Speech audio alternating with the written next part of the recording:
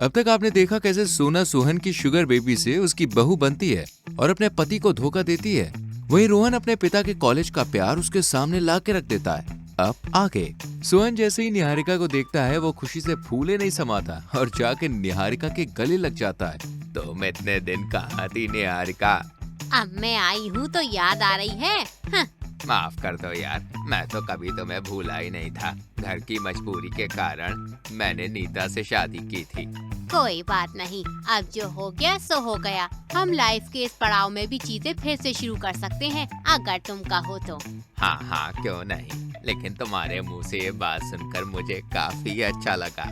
मैं तो राजी ही नहीं थी। वो तो रोहन अचानक से मुझे मिला और इसने ही मुझे कन्विंस किया कि भले ही उम्र निकल गई तो क्या हुआ, प्यार की कोई उम्र थोड़ी ना होती है। Thank you so much Rohan बेटा, आज तूने मुझे मेरी लाइफ का बेहतरीन तोहफा दिया है। वही सोना ये सब देखकर कुछ भी समझ ही नहीं पा रही थी, क्या वो करे तो क्या करे। वही सोहन तुरंत निहारिका को शादी के लिए प्रपोज कर देते हैं। Niharika, will you marry me? क्या तुम मेरे दिल की मालिका और इस घर की मालकिन बनोगी? प्रपोजल काफी डिफरेंट है, बट ऑफ कोर्स यस। मैंने बहुत वेट किया है तुम्हारे दिल की मलिका बनने के लिए। इसके बाद सोहन और निहारिका एक दूसरे के गले लग जाते हैं और ये सब देखकर रोहन बहुत खुश होता है। वहीं सोना मन ही मन अपना सारा काम चौपट होते हुए देखकर बहुत गुस्सा होती है। जब रात में सब सो रहे होते हैं तो सोना चुपके से सोहन के कमरे में जाती है। ये सब क्या है सोहन डार्लिंग? यार वो मेरा 40 साल पुराना प्यार है, अचानक से उसको मिलता देख मैं कैसे मना कर देता। और मेरा क्या? देखो तुम मुझसे शादी तो कर नहीं सकती हो और ना ही मैं तुमसे। हम दोनों को ये बात मालूम है और रही बात हम दोनों की जरूरत की, तो अब जब निहारिका आ गई है तो मैं उससे चीट नहीं कर सकता। तो मेरे बेटे को चीट ना करो तो अच्छा होगा और I will love you always darling. अब नजरिया बदलना होगा और क्या। ये क्या, ये तो मेरी नैया डुबो रहा है। अगर ये रिश्ता ही नहीं रहेगा तो पैसा कैसे आएगा?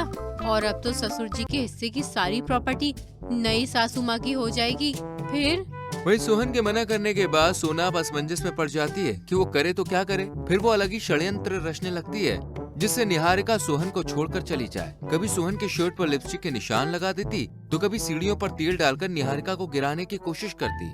लेकिन सोहन सोना के हर चाल से वाकिफ था और वो हर बार सिचुएशन को हैंडल कर लेता है। ऐसे ही एक दिन, सोना बेटा, आज मैं सोहन के लिए गाजर का हलवा बनाऊंगी। तुम सामान निकाल दो, मैं अभी आई।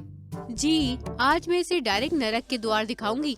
इसके बाद सोना निहारिका को चोट पहुंचाने के लिए गैस ऑन करके छोड़ देती है।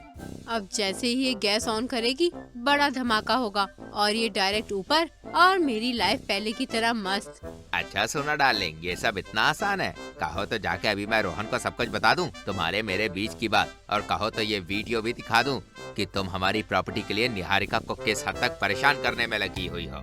अपनी सच्चाई सामने आते देखकर सोना शांत हो जाती है। नहीं नहीं ससुर जी, ऐसा मत करना, माफ कर दो। मैं शांति से रहूंगी, आपको जो करना है करो, लेकिन रोहन को कुछ मत बताना। इसके बाद सोना और सोहन के बीच में जो कुछ भी था वो वहीं खत्म हो जाता है और सोहन लाल अपने कॉलेज की गर्लफ्रेंड निहारिका से शादी करके उसके साथ अच्छे से बाकी की लाइफ एंजॉय करता है।